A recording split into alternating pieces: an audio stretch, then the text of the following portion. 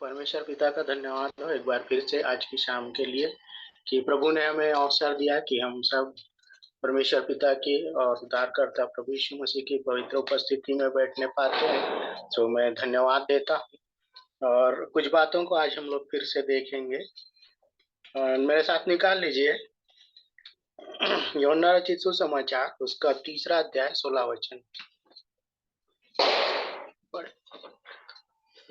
यूहन्ना रचित सुसमाचार 3 अध्याय 16 वचन। क्योंकि परमेश्वर ने जगत से ऐसा प्रेम रखा कि उसने अपना एकलौता पुत्र दे दिया, ताकि जो कोई उस पर विश्वास करे वे नाश न हो परंतु अनंत जीवन पाए। आइए हम लोग प्रार्थना करेंगे। धन्यवाद देते हैं परमेश्वर पिता एक बार फिर से प्रभु जी उद्धारकर्ता प्रभु यीशु मसीह में होकर आपने हमें अवसर दिया कि आज की शाम हम फिर से आपके वचनों को सीखने पाते हैं। आप सहायता और मदद करें पिता परमेश्वर, ज्ञान और बुद्धि से हमें परिपूर्ण करें प्रभु जी, ताकि हम आपके वचनों को सुन करके हम आपके वचनों के अनुसार चलने वाले हो सके। पिता सारा आदर महिमा हम आपको देते हैं और विनती उद्धारकर्ता प्रभु यीशु मसीह के नाम से मांगते हैं, आमीन। तो यहाँ पर हैं ये जो वचन हमने अभी पढ़ा, तो यहाँ पर जो है मनुष्यों को बचाने के लिए जो परमेश्वर की योजना थी, तो उन्होंने क्या किया, पिता परमेश्वर ने अपने एकलौते पुत्र को भेजा।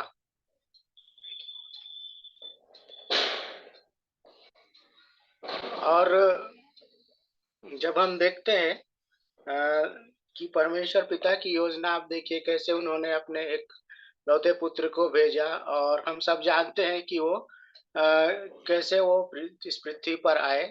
और हम देखेंगे मेरे साथ निकाल लीजिए कुलुस्सियों की पत्री उसका 1 अध्याय 13 और 14 वचन। कुलुस्सियों की पत्री उसका 1 अध्याय 13 और 14। उसी ने हमें अंधकार के वश से छुड़ाकर अपने पुत्र के राज्य में प्रवेश कराया, जिसमें हमें छुटकारा अर्थात पापों की क्षमा प्राप्त होती है। हालेलुया, आमीन। तो यहाँ पर वचन क्या बता रहा है, एक बार फिर से पढ़िए। उसी ने हमें अंधकार के वश से छुड़ाकर अपने प्रिय पुत्र के तो यहाँ पर रुकिए, यहाँ पर वचन क्या बोल रहा है कि उसी ने अर्थात किसने, परमेश्वर पिता ने क्या किया, हमें अंधकार से छुड़ाया और छुड़ा करके क्या किया, अपने प्रिय पुत्र के राज्य में प्रवेश कराया, है ना। और आगे वचन में लिखता है जिसमें हमें छुटकारा अर्थात पापों की क्षमा प्राप्त होती है। तो यहाँ पर हम देखते हैं कि हमें पापों की क्षमा कैसे प्राप्त हुई, प्रभु यीशु मसीह के द्वारा। और देखेंगे रोमियो की पत्री उसका 1 अध्याय और उसका 16 वचन। रोमियो की पत्री 1 अध्याय 16 वचन। क्योंकि मैं जी पढ़िए। क्योंकि मैं सुसमाचार से नहीं लजाता, इसलिए कि वह हर एक विश्वास करने वाले के लिए, पहले तो यहूदी फिर यूनानी के लिए उद्धार के निमित्त परमेश्वर की सामर्थ है। हाँ, तो ये जो बातें हैं वो यहाँ पर क्या बोल रहा है कि परमेश्वर की सामर्थ है ना।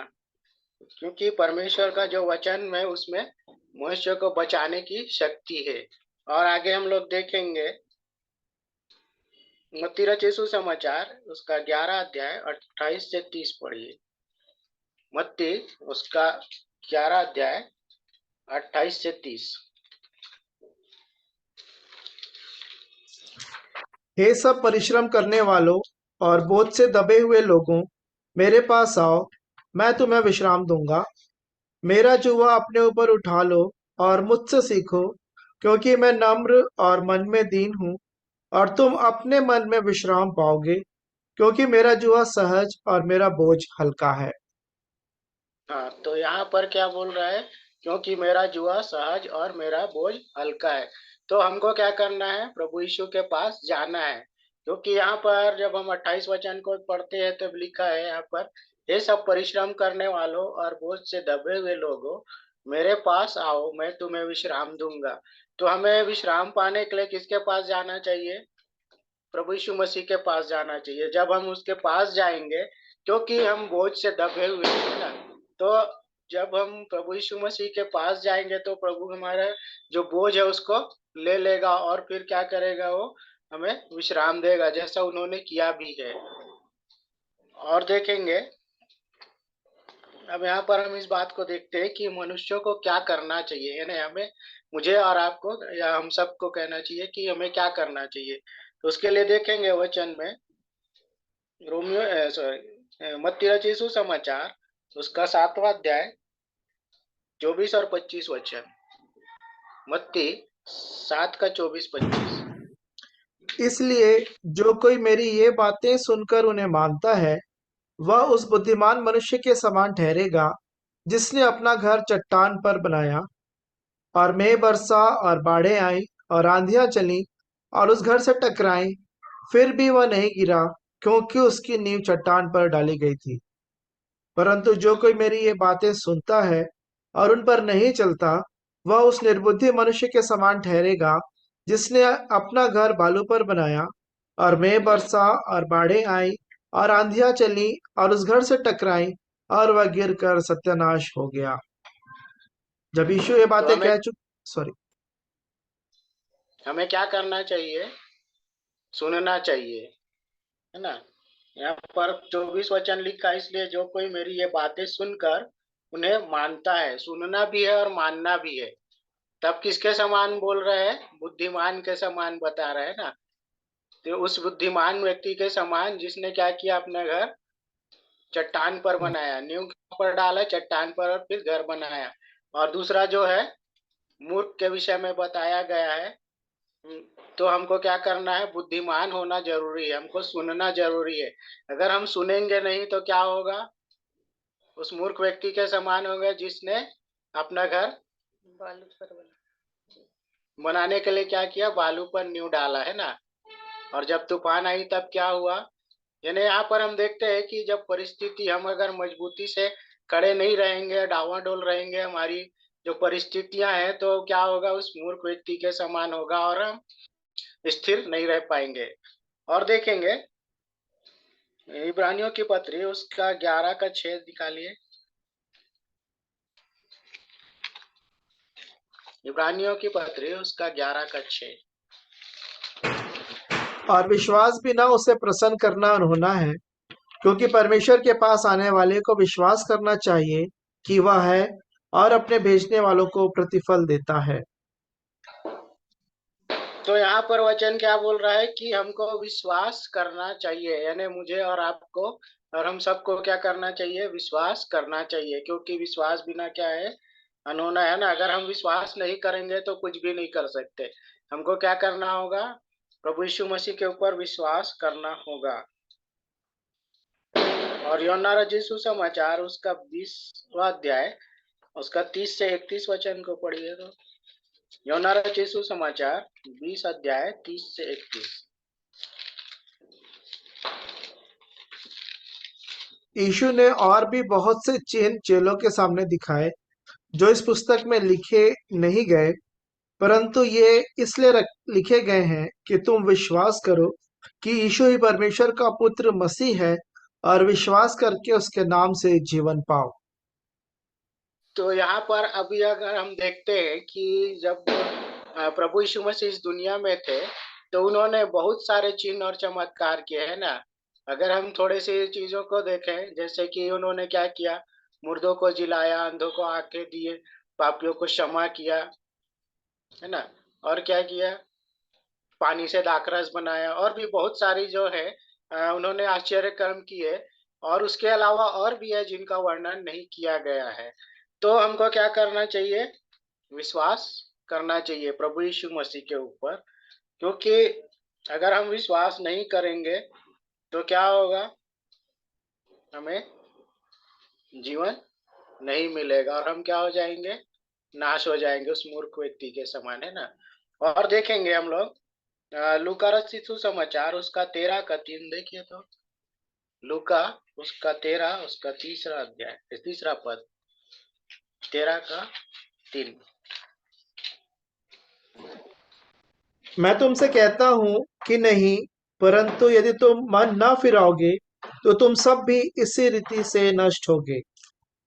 हाँ, तो यहाँ पर वचन हमको क्या बोल रहा है कि मैं तुमसे कहता हूँ कि नहीं, परंतु यदि तुम मन न फिराओगे तो तुम सब इसी रीति से नाश होगे। मतलब अगर हम नहीं फिरेंगे और वही करते रहेंगे गलत काम, जो जितने भी प्रकार के गलत काम है, संसारिकता में रहेंगे, मन नहीं फिराएंगे, तो क्या हो जाएंगे हम? नाश हो जाएंगे। तो हमको क्या करना है? नाश नहीं होना, इसके लिए मन फिराना जरूरी है, हमको प्रभु में बने रहना जरूरी है। आगे देखेंगे प्रेरितों के काम उसका 17 अध्याय और उसका 30 वचन। प्रेरितों का काम 17:30।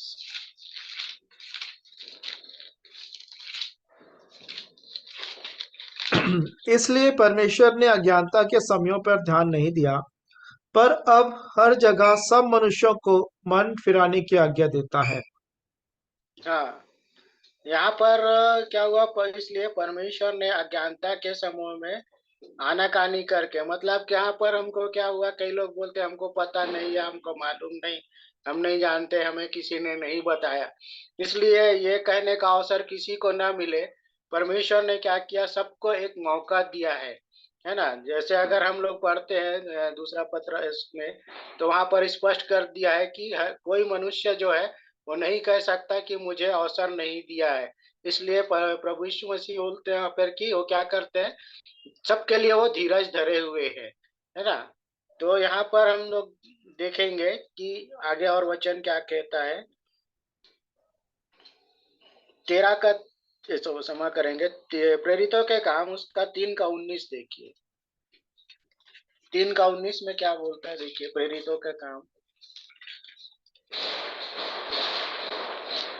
3 का 19वां वचन, इसलिए मन फिराओ और लौट आओ कि तुम्हारे पाप मिटाए जाएं, जिससे प्रभु के सन्मुख से विश्रांति के दिन आए। हाँ, तो यहाँ पर हमको क्या करने के लिए वचन बोल रहा है, मन फिराना है और लौट आना है ना। अगर हम मन नहीं फिराएंगे, नहीं लौटेंगे, तो हमको विश्रांति मिलेगी क्या? नहीं मिलेगी।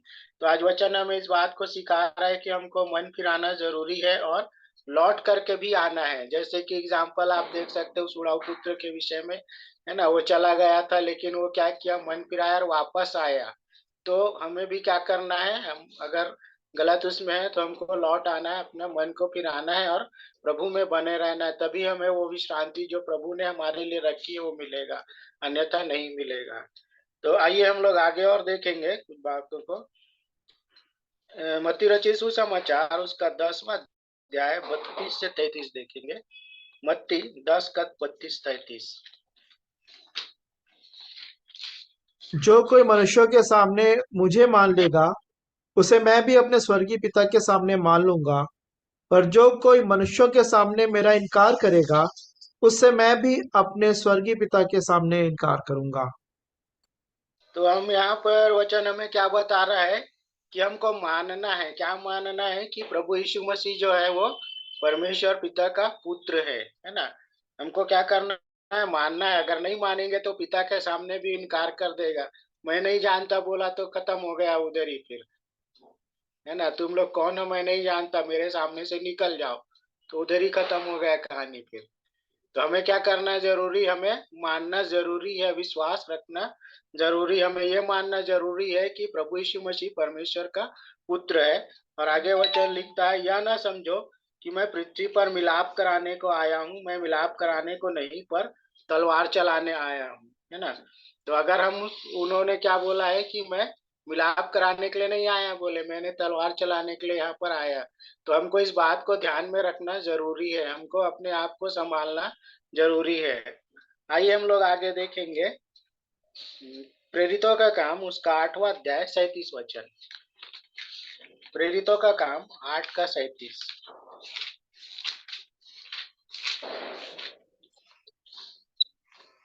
फिलिप्पुस ने कहा, यदि तू सारे मन से विश्वास करता है तो ले सकता है। उसने उत्तर दिया, मैं विश्वास करता हूँ कि यीशु मसीह परमेश्वर का पुत्र है। तो यहाँ पर ये जो खोजा था, जो जा रहा था, उसके विषय में उदाहरण दिया है।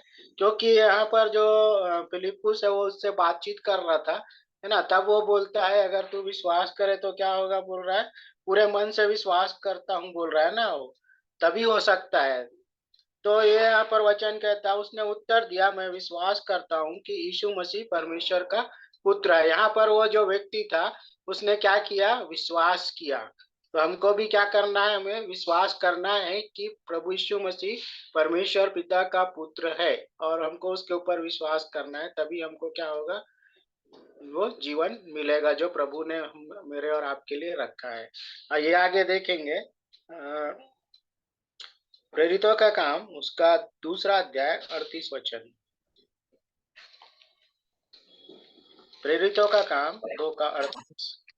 पतरस ने उनसे कहा, मन फिराओ और तुम में से हर एक अपने अपने पापों की क्षमा के लिए यीशु मसीह के नाम से बपतिस्मा ले, तो तुम पवित्र आत्मा का दान पाओगे।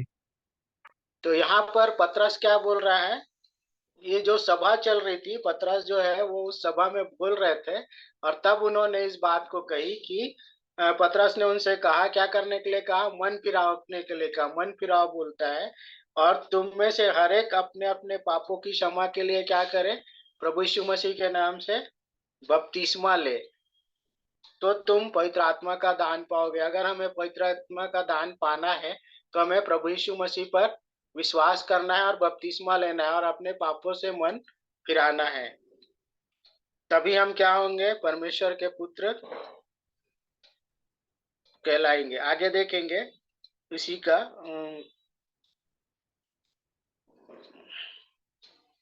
47 वचन में क्या लिखा है, देखिए तो 2 का 47। और परमेश्वर की स्तुति करते थे और सब लोग उनसे प्रसन्न थे, और जो उद्धार पाते थे उनको प्रभु प्रतिदिन उनमें मिला देता था। तो यहाँ पर हमको क्या करना है, परमेश्वर की स्तुति करते रहना है ना, वचन हमें बता रहा है। जैसे ये जो कलीसिया थी जहाँ पर पतरस जो है प्रचार कर रहा था, तो वहां पर के जो लोग थे वो भी क्या कर रहे थे, परमेश्वर की स्तुति करते थे, और सब लोग उनसे प्रसन्न थे। और तब यहाँ पर वचन कहता है, जो उद्धार पाते थे उनको प्रभु प्रतिदिन उनमें मिला देता था। तो आज हमें भी क्या करना है, स्तुति करना है और विश्वास करना है, और प्रभु में बढ़ना जरूरी है। आगे देखेंगे कुछ बातों को। और पहला पत्रस उसका 3 अध्याय 21 वचन। पहला पत्रस 3 का 21। उसी पानी का दृष्टांत भी अर्थात बपतिस्मा यीशु मसीह के जी उठने के द्वारा अब तुम्हें बचाता है। इससे शरीर के मैल को दूर करने का अर्थ नहीं है, परंतु शुद्ध विवेक से परमेश्वर के वश में हो जाने का अर्थ है। अब यहाँ पर देखिए वचन क्या बोल रहा है, और उसी पानी का दृष्टांत भी अर्थात बपतिस्मा यीशु मसीह के जी उठने के द्वारा अब तुम्हें बचाता है। मतलब जैसे प्रभु यीशु मसीह जी उठे है ना, तो वैसे ही वो क्या बोल रहे हैं, वो हमको क्या करते हैं, बचाता है बोल रहा है। और उसमें लिखा हुआ है आगे, उससे शरीर के मैल को दूर करने का अर्थ नहीं, परंतु शुद्ध विवेक में परमेश्वर के वश में हो जाने का अर्थ है। अर्थात जब हम बपतिस्मा लेते हैं तो उसका अर्थ हमारा जो है शरीर का मैल दूर करने के लिए नहीं है। वो क्या बोल रहा है, हमें वचन क्या बोल रहा है कि हम परमेश्वर के वश में हो जाते हैं, है ना। और वचन बोलता है कि हमारा जो विवेक है वो भी शुद्ध हो जाता है ना, और प्रभु में हम उसके वश में बढ़ते हैं। तो यहाँ पर आगे और देखेंगे कुछ बातों को। प्रकाशित वाक्य उसका 2 अध्याय और 10 वचन। प्रकाशित वाक्य 2 का 10।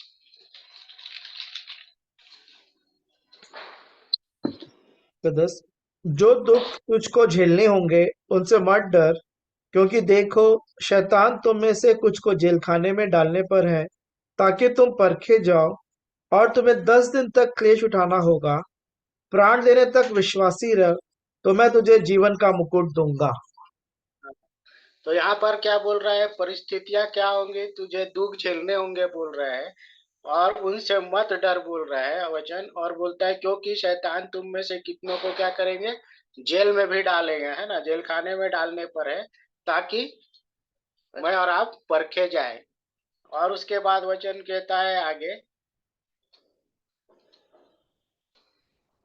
और तुम्हें 10 दिन तक क्लेश उठाना होगा, प्राण देने तक विश्वासी रहे तो मैं तुझे जीवन का मुकुट दूंगा। तो हमको क्या करना है, प्राण देने तक हमको विश्वासी रहना। अगर हम विश्वासी रहेंगे इन परिस्थितियों में, जो वचन में लिखा हुआ है उसमें 10 दिन का समय दिया गया है, इसमें 10 दिन लिखा हुआ है, तो अगर उस परिस्थिति हम उस 10 दिन में स्थिर रहते हैं, विश्वासी रहते हैं, है ना, हमारा प्राण भी अगर चला जाए तो क्या होगा, हमको जीवन का मुकुट मिलेगा। तो अगर हमको मुकुट चाहिए तो हमको ये सारी चीजों को करना पड़ेगा। आगे वचन में लिखा है, देखते हैं मत्ती रचित सुसमाचार उसका 10 का 22। मत्ती उसका 10 का 22। मेरे नाम के कारण सब लोग तुमसे बैर करेंगे, पर जो अंत तक धीरज धरे रहेगा उसी का उद्धार होगा। तो यहाँ पर वचन हमको क्या बोल रहा है, अंत तक धीरज धरना है ना। अगर हम अंत तक धीरज नहीं धरेंगे तो हम क्या हो जाएंगे, नाश हो जाएंगे, धीरज नहीं धरेंगे तो। और धीरज धरेंगे तभी हमको क्या होगा, उद्धार मिलेगा। यहाँ पर लिखा है, मेरे नाम के कारण सब लोग तुमसे बैर रखेंगे, पर जो अंत तक धीरज धरे रहेगा उसी का उद्धार होगा। तो हमको अंत तक धीरज धरना जरूरी है, क्योंकि जब हम एक मसीही उसमें आते हैं तो हमारे बैरी भी बहुत सारे लोग होते हैं जिन्हें हम जानते भी नहीं, है ना। क्या होता है, कई बार वो सामने अच्छे रहते लेकिन पीछे क्या करते हैं हमको पता नहीं रहता। लेकिन उन परिस्थितियों में भी प्रभु क्या करता है, हम संभालता है। और एक वचन देखेंगे, पहला कुरिन्थियों की पत्री उसका 15 अध्याय उसका 58 वचन।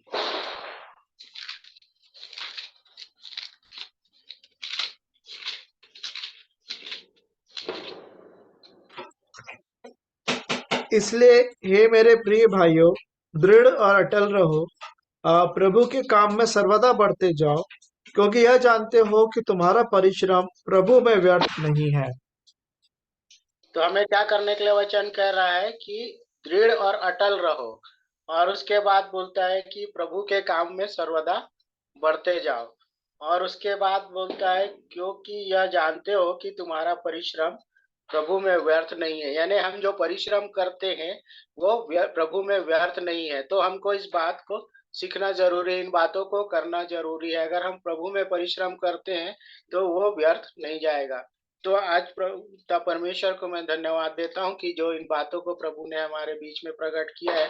तो मैं आशा करता हूँ कि हम इन बातों को सीखें और आज जो वचनों को हमने पढ़ा है और उसके अनुसार चलने का प्रयत्न करें, ताकि हम सब जो है प्रभु में स्थिर रहने वाले हो सके, और जो क्लेश का समय उसमें भी स्थिर रहने वाले हो सके, और जो 10 दिन का क्लेश होगा उसमें हम दुख उठाएंगे आने वाले भी हों और उसमें स्थिर रहने वाले भी हों।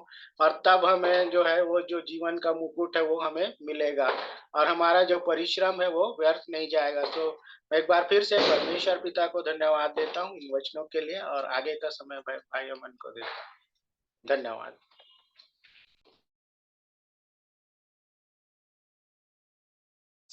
परमेश्वर पिता को धन्यवाद देते हैं इन सुंदर वचनों के लिए कि कैसे विश्वास के द्वारा हमारा उद्धार है। मन फिराने के द्वारा, मन फिरा के प्रभु यीशु मसीह पे विश्वास करके और परमेश्वर के वश में हो जाने की बात है कि अब हमारी इच्छा नहीं, मेरी इच्छा नहीं, परंतु प्रभु आपकी इच्छा हो। और जब ऐसा जीवन जीने लगते हैं तो विरोध होता है, क्योंकि संसार उस दुष्ट के वश में पड़ा है। लेकिन उन क्लेशों में स्थिर रह के अंत तक, और प्रभु में जो कुछ हम कर रहे हैं कुछ भी व्यर्थ नहीं जाएगा। प्रभु हर एक बातों का वो ध्यान रखते हैं, वो किसी का उधार भी नहीं रखते। हम कुछ कर भी नहीं सकते, प्रभु के लिए सब कुछ उन्हीं का किया हुआ है। लेकिन फिर भी परमेश्वर पिता अद्भुत हैं और वो हमारी सहायता और मदद करते हैं। प्रभु हमको, प्रभु के मार्ग में जो हम चल रहे हैं, हमारे जीवन की आत्मिक स्थिति जैसी भी हो, जहाँ कहीं भी है वहीं से शुरुआत कर सकते हैं आगे बढ़ने की, पिछली बातों को भूल कर प्रभु में यदि हमने मन नहीं फिराया तो मन फिराएं प्रभु की ओर, पूर्ण मन से उन पर विश्वास करके उनके वश में होके जीवन जिए। और यदि क्लेशों परेशानियों का सामना कर रहे हैं तो प्रभु से सामर्थ पाते रहें, क्योंकि इसके लिए एक वचन मुझे प्रभु ने दिया, मैं उसको पढ़ूंगा, फिर उसके बाद हम अंतिम प्रार्थना में जाएंगे। या कोई और कुछ कहना चाहेंगे तो आपको अवसर होगा, जो कि इब्रानियों उसके 10वें अध्याय में पाया जाता है कि 35 वचन से आगे, इब्रानियों 10 का 35 से 39 तक मैं पढ़ूंगा। यहाँ पे ऐसा लिखा है, इसलिए अपना हियाव ना छोड़ो, क्योंकि उसका प्रतिफल बड़ा है, क्योंकि तुम्हें धीरज धरना आवश्यक है, ताकि परमेश्वर की इच्छा को पूरी करके तुम प्रतिज्ञा का फल पाओ। क्योंकि अब बहुत ही थोड़ा समय रह गया है, जबकि आने वाला आएगा और देर ना करेगा। पर मेरा धर्मी जन विश्वास से जीवित रहेगा, और यदि वह पीछे हट जाए तो मेरा मन उससे प्रसन्न ना होगा। पर हम हटने वाले नहीं कि नाश हो जाए, पर विश्वास करने वाले हैं कि प्राणों को बचाएं। सो यहाँ पे जो वहाँ पे लिखा है प्रकाशित वाक्य में जो हमने पढ़ा कि 10 दिन तक दुख झेलने होंगे, तो जब हम प्रकाशित वाक्य का अध्ययन कर रहे थे हमारी कलीसिया में, तो ऐसा बताया गया कि वो जो दिन है वो गिनती के हैं, वो गिने गए हैं, थोड़े समय के लिए हैं। और यही बात हम इब्रानियों में देखते हैं कि थोड़ा ही समय रह गया है। तो हमको अपना हियाव नहीं छोड़ना है, धीरज धरे रहना है प्रभु में, ताकि हम परमेश्वर की इच्छा को पूरी करके उस प्रतिज्ञा का हम फल पाएं, और ना ही हम अपने आप को नाश होने से बचाएं, लेकिन दूसरों के भी प्राणों को हम बचाने वाले हो सकते हैं। तो प्रभु हम सबकी सहायता करे। सो अभी अवसर होगा, अंतिम प्रार्थना हम करेंगे। यदि आप में से कोई अंतिम प्रार्थना करना चाहते हैं तो अवसर है, आप प्रार्थना कर सकते हैं।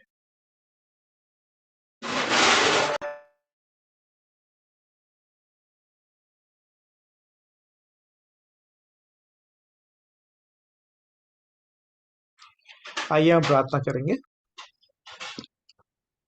प्रेमी, दयालु, अनुग्रहकारी, विलंब से कोप करने वाले, अति करुणामय पिता परमेश्वर, राजाओं के राजा, प्रभुओं के प्रभु, अपने उद्धारकर्ता प्रभु यीशु मसीह के पवित्र और मीठे नाम से आपके अनुग्रह के सिंहासन के सन्मुख आते हैं। प्रभु जी, आपका धन्यवाद देते हैं समय, इस जीवन के लिए, रक्षा अगुवाई के लिए, हर एक बातों में संभाले जाने के लिए, विशेष करके संगति में बैठने का आपने अवसर दिया प्रभु जी, जहाँ पे प्रभु जी आप अपने लोगों से आप बातचीत करना चाहते हैं। प्रभु जी, हाँ प्रभु जी, आपने सभी को सुनने वाले कान प्रदान किए प्रभु जी, ग्रहण करने वाला हृदय प्रदान किया प्रभु जी।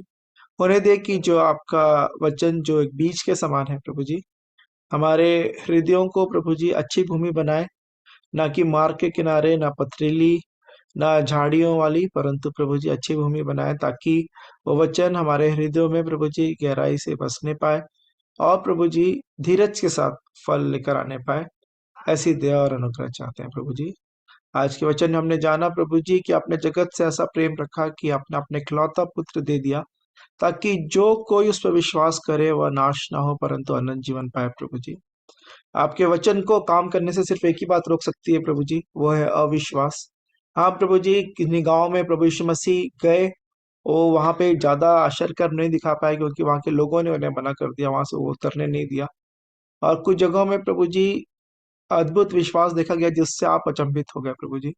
विश्वास के द्वारा ही प्रभु जी उन इसराइलियों को भी प्रभु जी सुसमाचार प्रचार किया गया था, लेकिन उन्होंने विश्वास नहीं किया, उसके साथ विश्वास के साथ उसको नहीं मिलाया, तो उनके जीवन में वो कार्यकारी नहीं होने पाया। लेकिन जिन्होंने विश्वास किया प्रभु जी, इफिसियों 2:8 भी दूसरे अध्याय में यही बात लिखी गई कि विश्वास के द्वारा अनुग्रह ही से हमारा उद्धार हुआ है। हमने कल अनुग्रह को भी ठीक से कल समझने पाए थे प्रभु जी, कि अपने आप में धनवान, अपने आप में धर्मी, अपने कामों पे भरोसा ना रख के, परंतु प्रभु जी आप ही पे प्रभु जी भरोसा रखने में प्रभु जी तभी हमारा उद्धार हो सकता है। जब हम कहें कि हमसे नहीं हो सकता प्रभु जी, आप हमारी सहायता के लिए उपलब्ध हैं। दया करें, अनुग्रह करें कि आप पे संपूर्ण विश्वास करें प्रभु जी, भरोसा रखें, मन फिराएं प्रभु जी, और आपके वश में हो जाएं प्रभु जी। हम अपने जीवन में, प्रतिदिन के जीवन में सोचते हैं ये सारी बातें हमारे बस में, हमारे वश में है, हम अपने आप से कर लेंगे। जैसे कि यरीहो की दीवार जो उनके बस से बाहर नजर आ रही थी, बस तो तब तो उन्होंने आपकी ओर देखा। हाँ प्रभु जी, जो जो आपने कहा वैसा किया 7 दिन तक, लेकिन ए नगर जो उनके दृष्टि में छोटा दिखाई पड़ रहा था, उन्होंने अपने समझ से गए प्रभु जी, और वहां पे उन्होंने हार का सामना किया। दया करें, अनुग्रह करें, किसी भी रीति से अपने आप में धनवान और धर्मी ना समझे अपनी स्वयं की धार्मिकता में, परंतु आपके सामने दीन और नम्र बने रहें प्रभु जी। आपके वचन में आज भी हम नहीं सीखा प्रभु जी कि आपने कहा कि मुझसे सीखो कि मैं मन में नम्र और दीन हूँ। हाँ प्रभु जी, बाहरी तौर पे नहीं लेकिन मन में नम्र और दीन बनाए। ऐसी दया अनुग्रह अपने जीवन के लिए हर एक प्रियो के लिए चाहता हूँ। और जब प्रभु जी, जब हम आपके मार्ग में, जो सक्रिय मार्ग में जब हम चलने लगते हैं प्रभु जी, बहुत सारे विरोध होते हैं प्रभु जी, हमारा शरीर, हमारे विचार, शैतान और भी प्रभु जी जो आसपास जो परिस्थितियां हैं हम विरोध में आती हैं, परंतु आपने कहा कि तुम्हारे विश्वास के परखे जाने से, हाँ प्रभु जी, हमारे परख के लिए ये सारी बातें होती हैं। दया करें, अनुग्रह करें कि जब हमारी परीक्षा हो, इस बात का स्मरण रखें कि आपने कहा कि तुम किसी ऐसी परीक्षा में नहीं पड़े जो मनुष्यों के सहने से बाहर है, लेकिन परमेश्वर सच्चा है। वो कभी तुम्हारे सामर्थ्य से बाहर तुम्हें परीक्षा में पढ़ने नहीं देगा, लेकिन तुम्हारे लिए वहां से निकलने का मार्ग भी तैयार करेगा। हाँ प्रभु जी, दया करें, अनुग्रह करें कि अपनी समझ का सहारा ना लें, वरन संपूर्ण मन से आप पे भरोसा रखें प्रभु जी, ताकि आप हमारे लिए सीधा मार्ग निकालने पाए प्रभु जी। दया करे, अनुग्रह करे, खास तौर पे मुश्किल परिस्थितियों में हमारे मनों को शांत करें प्रभु जी, हृदयों को, क्योंकि आप शांति के राजकुमार हैं। और फिर प्रभु जी आपकी ओर से जो मार्ग है, जो सीधा मार्ग है, हमारे जीवनों में दिखाई देने पाए। ऐसी दया अनुग्रह चाहते हैं आपके वचन में, जो कि पाँव के लिए दीपक और मार्ग के लिए उजाला है। वचन पे आधारित ही हमारे जीवन के निर्णय होने पाए। ऐसी दया और अनुग्रह चाहते हैं प्रभु जी। और सच में प्रभु जी, धीरज धरते हुए हर एक परिस्थितियों का, परीक्षाओं का प्रभु जी सामना करते हुए प्रभु जी, आप में जैवन जीवन जीने में आप मेरी और हर एक प्रयोग की आप सहायता मदद करें। आपका धन्यवाद देते हैं आशीष भैया के लिए, सुनीता दीदी के, उस परिवार के लिए प्रभु जी आपके आशीष चाहते हैं प्रभु जी। और भी जितने प्रिय जो यहाँ पे जुड़े प्रभु जी, जिन्होंने प्रार्थना के विषय दिए हैं, भाई दिनेश के परिवार को आपके हाथों में सौंपते हैं प्रभु जी। आपकी ओर से संतान की आशीष आने पाए प्रभु जी। और प्रभु जी, और भी जितने प्रिय हैं प्रभु जी, निमिषा दीदी आंटी जी को आपने संभाला है प्रभु जी। आप में और भी प्रभु जी इन समयों में, और हर एक जन प्रभु जी आपके शांति में, आपके अगुवाई में प्रभु जी अपने जीवन के हर एक निर्णयों को, हर एक बातों में प्रभु जी बढ़ते जाए। ऐसी दया और अनुग्रह चाहते हैं प्रभु जी। एक बार फिर से जैसे इंदिरा आंटी ने प्रार्थना का विषय दिया अपनी बहनों के लिए, हाँ प्रभु जी उनके लिए भी हम प्रार्थना करते हैं। दया करें, अनुग्रह करें कि हम सभी प्रभु जी आपकी ओर फिरने पाए प्रभु जी। और प्रभु जी, आप तो अद्भुत रीति से कार्य करने वाले पिता परमेश्वर हैं प्रभु जी। आपकी दया, आपके अनुग्रह हमें से हर एक के परिवारों घरानों के लिए हम चाहते हैं। हमारे बच्चों के लिए, जवानों के लिए प्रभु जी हम प्रार्थना करते हैं कि हम सब प्रभु जी मन फिराएं, आपकी नजदीकी में आए, आप पे विश्वास करें और आप में प्रभु जी बढ़ते जाएं, जैसा आप हमारे जीवनों के लिए चाहते हैं। जिन बातों को आपने ठहराया है प्रभु जी, अद्भुत बातों को प्रभु जी, हर एक उन बातों को हर एक जन हम हासिल करने पाए, जो आपकी अद्भुत योजना हमारे जीवन के लिए आपने रखी है। एक बार फिर से इस रात्रि के समय अपने जीवनों को आप ही के हाथों में समर्पित करते हैं और दुआ उद्धार करता प्रभु यीशु मसीह के पवित्र और मीठे नाम से मांग लेते हैं। आमीन। आमीन। आमीन। आमीन।